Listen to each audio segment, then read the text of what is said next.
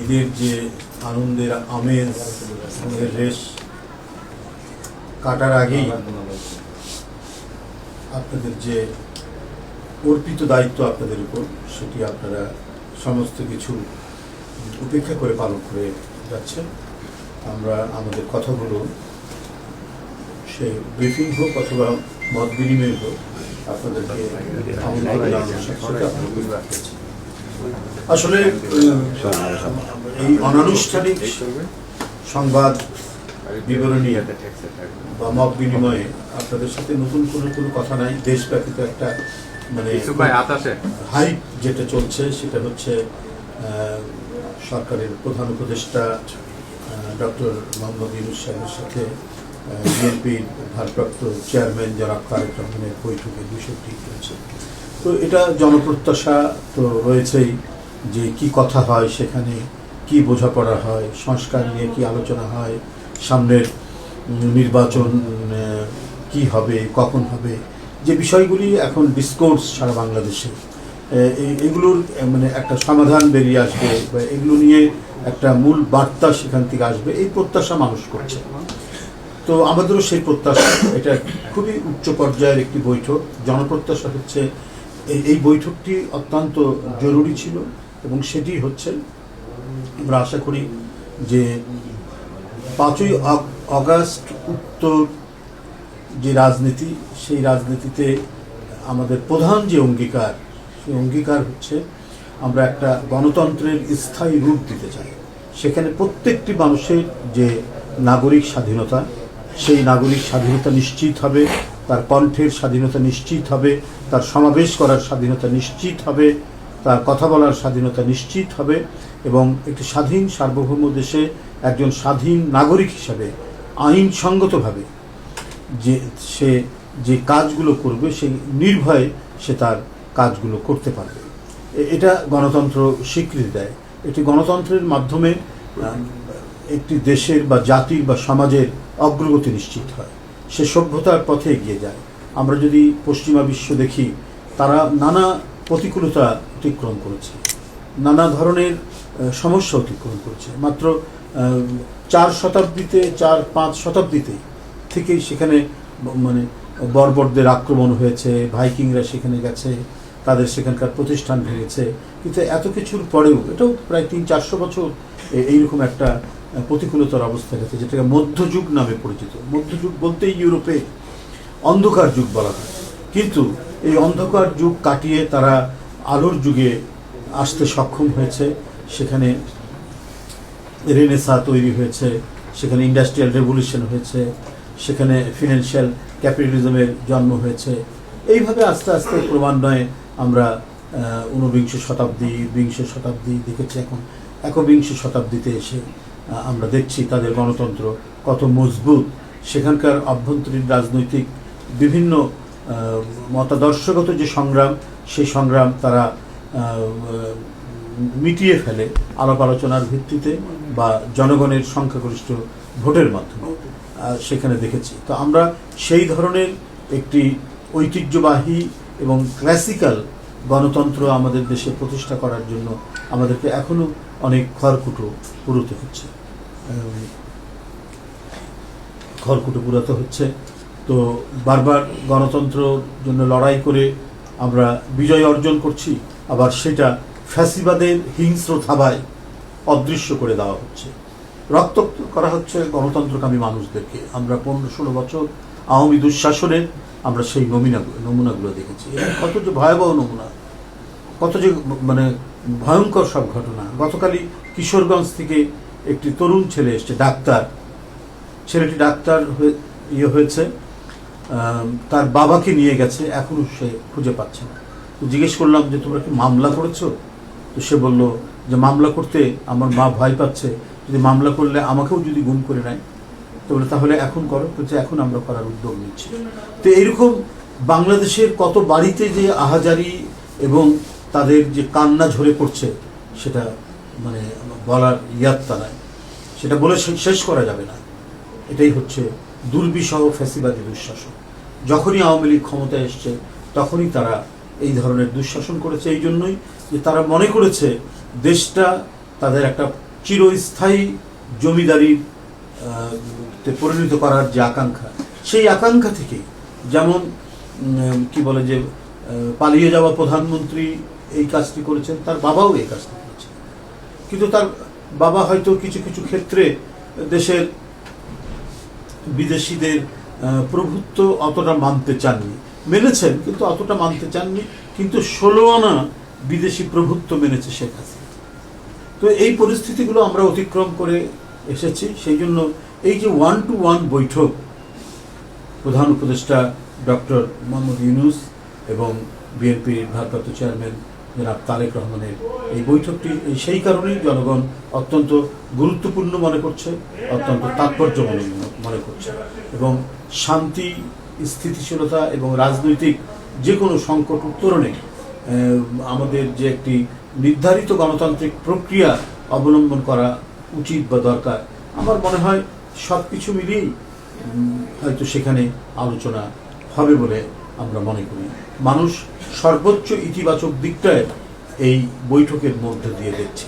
আমরা আশা করব আগামীকাল লন্ডনের স্থানীয় একটি হোটেলে সকাল 9টায় যে বৈঠকটি শুরু হবে, 9টা থেকে 11টা, দেশের সকল জনগণের মতো বাংলাদেশ জাতীয়তাবাদী দলও এই বৈঠকের সাফল্য কামনা করছে এবং অবশ্যই বিশ্বাস করছে আমাদের সামনের নির্বাচন, সংস্কার এবং এই দেশকে অনাদিকাল পর্যন্ত একটি গণতান্ত্রিক বিধি ব্যবস্থায় এগিয়ে নিয়ে যাওয়ার জন্যই আগামীকালকে বৈঠকটি হবে অতীব গুরুত্বপূর্ণ। আমরা এই বৈঠকের সাফল্য কামনা করছি। পাশাপাশি আমি আপনাদেরকে এও বলতে চাই যে লুট হয়ে যাওয়া বাংলাদেশের যে অর্থনীতি আপনারা দেখেছেন, তার কি ভয়ঙ্কর পরিস্থিতি।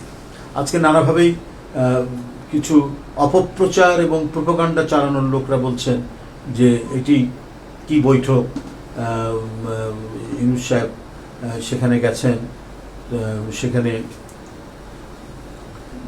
কারা কারা দেখা করবেন না করবেন এগুলো নিয়ে আলাপ আলোচনা করছে। এটা একটা বাতুলতা মাত্র, এটা শুধুমাত্র একটা অপপ্রচারের জন্য এটা করা। একজন সরকার প্রধান যখন অন্য দেশে যান, তার কয়েকটি দিক থেকে, একটা তো রাষ্ট্রীয় সফর, আরেকটা থেকে এমনি সরকারি সফর, আর লন্ডন তো গোটা পৃথিবীর কেন্দ্র হিসাবেই বিবেচিত হয়। এখানে নানা আলাপ আলোচনা, রাজনৈতিক বৈঠক, অনেক কিছু সেখানে হয় বিভিন্ন দেশে। তো তিনি সেখানে গেছেন, সেখানকার বাণিজ্য মন্ত্রী তার সাথে দেখা করেছেন, সেখানকার নিরাপত্তা উপদেষ্টা ব্রিটেনের তিনি ডক্টর মোহাম্মদ ইউনূস সাহেবের সাথে দেখা করেছেন, এবং সেখানে নানা পার্লামেন্টারি বহু এমপিরা তার সাথে দেখা করেছেন। সেখানে নানা প্রশ্ন উত্তর পর্বে তিনি সেখানে কথা বলেছেন, এবং অনেক কথাই তিনি বলেছেন যেগুলো আমরা গণমাধ্যমে আমরা সেটি পেয়েছি। সুতরাং এটা হচ্ছে অপপ্রচারটা দেওয়া হচ্ছে নিজেদেরকে আড়াল করা, নিজেদেরকে মানে ঢাকা। সেখানে সাইফুজ্জামানের যে এতগুলো সম্পত্তি বাজেয়াপ্ত করলো সেখানকার গোয়েন্দা পুলিশ, তো এই বিষয়টা তো খুব বড় করে দেখালেন না যারা অপপ্রচার করছেন। এই ডক্টর ইউনূস সাহেবের মানে সফর নিয়ে যারা অপপ্রচার চালাচ্ছেন, এই সাইফুজ্জামান ছিল ভূমি প্রতিমন্ত্রী, তার যে কত বাড়ি, কত মিলিয়ন বিলিয়ন পাউন্ড সেখানে, এবং সেখানে সম্পদ করেছে। ইতিমধ্যে 3টা বড় সম্পদ সেখানকার আইন শৃঙ্খলা বাহিনী সেটা জব্দ করেছে। এরপরে দুবাইও দুদক সেখানে করছে, এবং বহু প্রায় 700 জনের মতো আওয়ামী দোসরদের সয় সম্পত্তির সেখানে খোঁজ পাওয়া গেছে, সেগুলো তারা তদন্ত করছে। এই যে 16 বছর ধরে জাতির অর্থনীতিকে লুট করে পাচার করেছে শুধুমাত্র একটি গোষ্ঠী স্বার্থে, একটি পরিবার এবং গোষ্ঠী, এটা যে কি ভয়ঙ্কর। তাদের কি বলে সংগঠন, তারা হবে কিনা, কি বলে যে তারা নির্বাচনের অনুমোদন পাবেন কিনা বা রাজনীতি করার সুযোগ পাবেন কিনা, তারা নিষিদ্ধ হয়েছেন কি হননি, এগুলো নিয়ে নানা প্রশ্ন চলছে।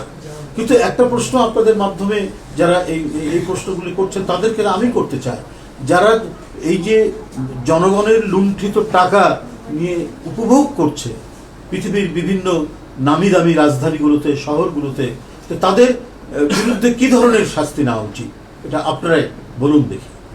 যারা কুইক রেন্টালের নামে, পদ্মা সেতুর নামে, ফ্লাইওভারের নামে নানাবিধ মেগা প্রজেক্টের নামে যারা জনগণের পকেট কেটে টাকা নিয়ে গিয়ে সেখানে বিত্ত বৈভব এবং বিলাসে মত্ত রয়েছেন, তাদের সেই রাজনৈতিক দলের বিরুদ্ধে কি ধরনের ব্যবস্থা নেওয়া উচিত বলে আমি তাদেরকে জানাই।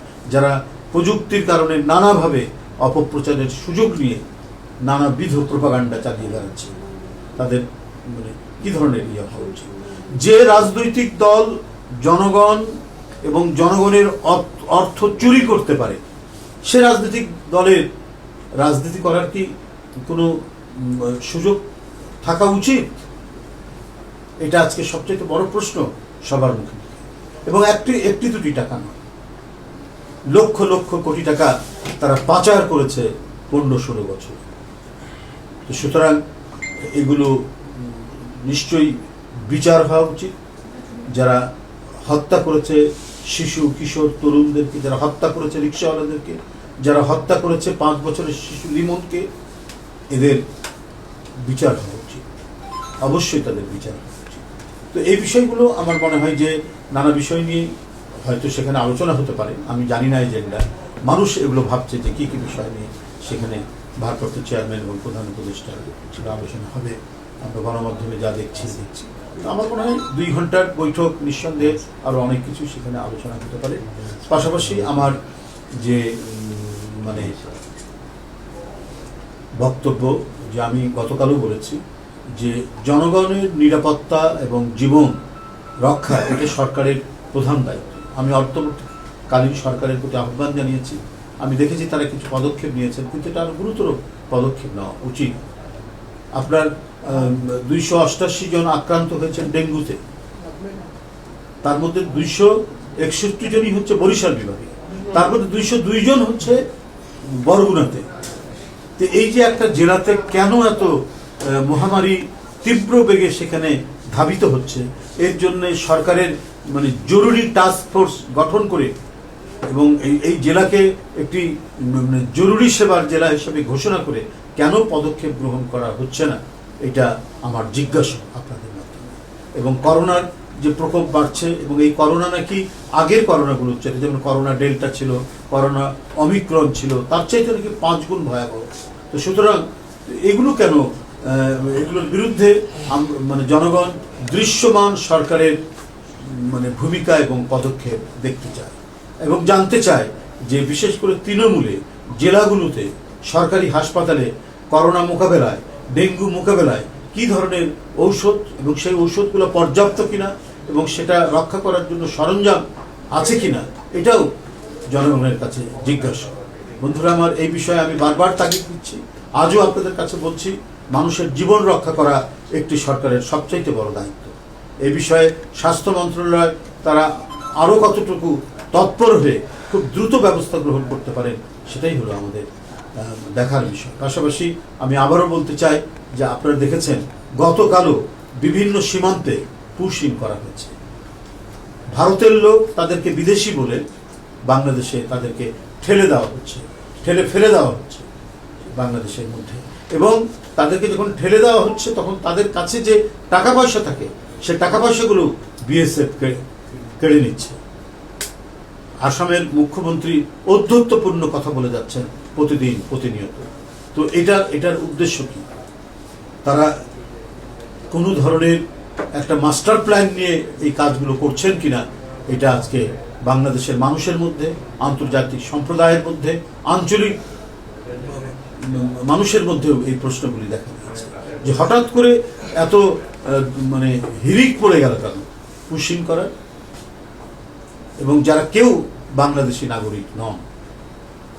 সুতরাং আমি ভারতকে বলবো যে সংযত আচরণ করুন। আপনারা একটি স্বাধীন সার্বভৌম দেশের প্রতি তাদের সার্বভৌমত্বকে চ্যালেঞ্জ করে আপনারা পুশিনের মতো কাজ করছেন, এটা বাংলাদেশের জনগণ মেনে নেবে না। আপনাদের সকলকে ধন্যবাদ। আমরা গণমাধ্যমের বিরোধী আন্দোলনে যারা যুক্ত ছিল, দেখুন আমরা তো গণতন্ত্রের জন্য লড়াই করছি। তো গণতন্ত্র তো হচ্ছে যে রাজনৈতিক দলগুলো আমরা সবাই মিলে করেছি একটা কমন ইস্যুতে। গণতন্ত্রের শত্রু এবং গণতন্ত্রের পক্ষে কথা বলা সংগঠন এবং মানুষকে নিরুদ্দেশ করছে, রক্তাক্ত করছে। এই ভয়ঙ্কর দানবীয় পরিস্থিতি থেকে মুক্তির জন্য যারা লড়াই করেছেন, বিভিন্ন রাজনৈতিক দল ছিল, ব্যক্তি ছিলেন, বুদ্ধিজীবীরা ছিলেন। তো এখন এই 5ই আগস্টের পরে স্ব রাজনৈতিক দল নিজস্ব চিন্তা চেতনা নিয়ে তারা সংগঠন করবেন, রাজনীতি করবেন, নির্বাচন করবেন। নির্বাচনের সময় কার সাথে কিভাবে যে উঠাবে সেটা দল নির্ধারণ করবে। কিন্তু কথা হলো যে ডিবেট এবং ডিসকাশন এটা তো চলবে। এটাই তো হচ্ছে গণতন্ত্রের সৌন্দর্য, এটা তো বিউটি অফ ডেমোক্রেসি, যে আমরা সমাজের মধ্যে নানা মতের মানুষ, আমরা আমাদের কর্মসূচি তুলে ধরবো, আমাদের নীতি তুলে ধরবো, অন্যের নীতির আমরা সমালোচনা করব। এর মধ্যে দিয়ে একটা গণতান্ত্রিক সমাজ বিনির্মাণ হবে। এভাবেই একটি রাষ্ট্রীয় গণতন্ত্রের বিকাশ হবে। এই জন্যই তো আমাদের লড়াই, এই জন্যই সংগ্রাম। কিন্তু সেটা সংঘাতের দিকে যাবে না, সেটা রক্তক্ষয়ী হবে না। সেটার চূড়ান্ত সমাধান দেবে নির্বাচনে জনগণ। জনগণ যার নীতিকে সমর্থন করবে তারা সরকার গঠন করবে। সেই নীতি সেই সব কিছুদিনের জন্য, অর্থাৎ একটি নির্দিষ্ট মেয়াদকালের জন্য তারা বিজয়ী হলো। তারপরে যদি তাদের কোনো ভুল হয়, আবার পরবর্তী নির্বাচনে জনগণ যাকে মনোনীত করবে, ভোট দেবে, সেটাই হবে। এটাই তো হচ্ছে গণতন্ত্রের পালাবদল। ডেমোক্রেসি ট্রায়াল এবং এররের মধ্যে দিয়ে এগিয়ে যায়। চূড়ান্ত তার এভলিউশন হয় হচ্ছে ট্রায়াল এবং এররের মধ্যে দিয়ে। তো এই যে পথ চলার গণতন্ত্র, এটাই বারবার ফ্যাসিস্টরা, ডিক্টেটররা আটকে দিয়েছিল।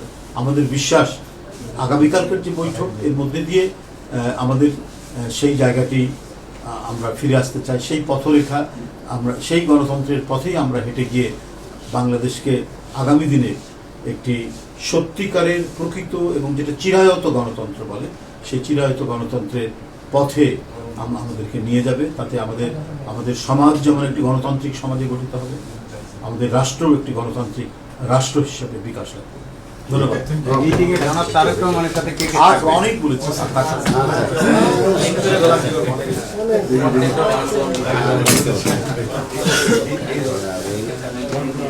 মানে আপনাদেরকে বলে এসেছি যে এরা থেমে নেই।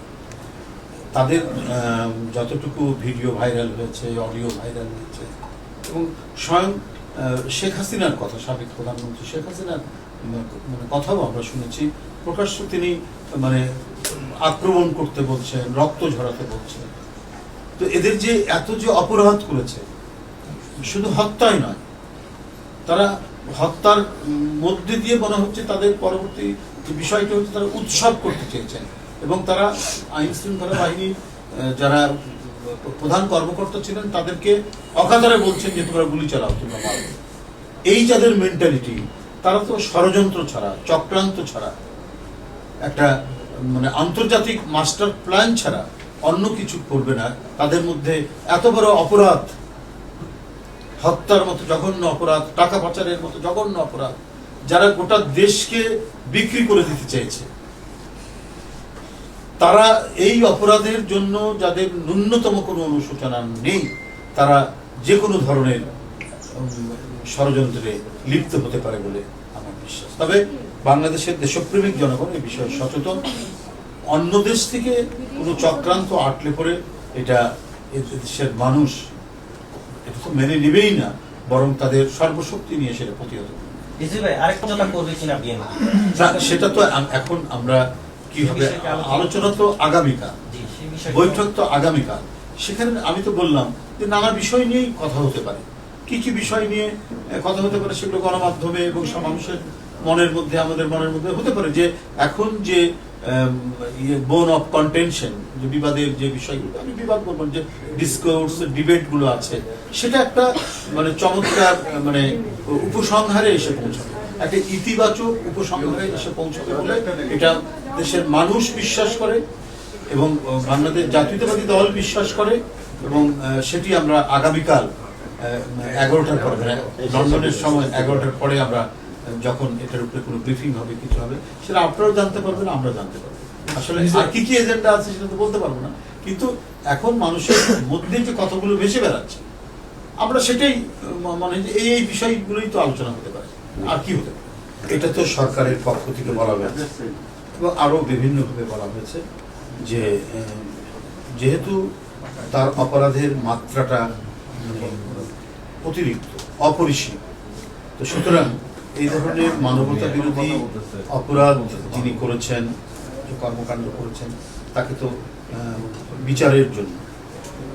বিচারের মুখোমুখি করার জন্য তো ফিরিয়ে দেওয়া উচিত। সেটা তো আগেই সরকারের পক্ষ থেকে বলা হয়েছে। বিভিন্ন রাজনৈতিক গণতন্ত্রের আন্দোলনে যারা ছিলেন এরাও কথাগুলো বলেছেন। তো আমার মনে হয় যে অবশ্যই সেই দাবি যেহেতু জনগণের, সেটা তো অবশ্যই করা উচিত। একটি বিষয় হচ্ছে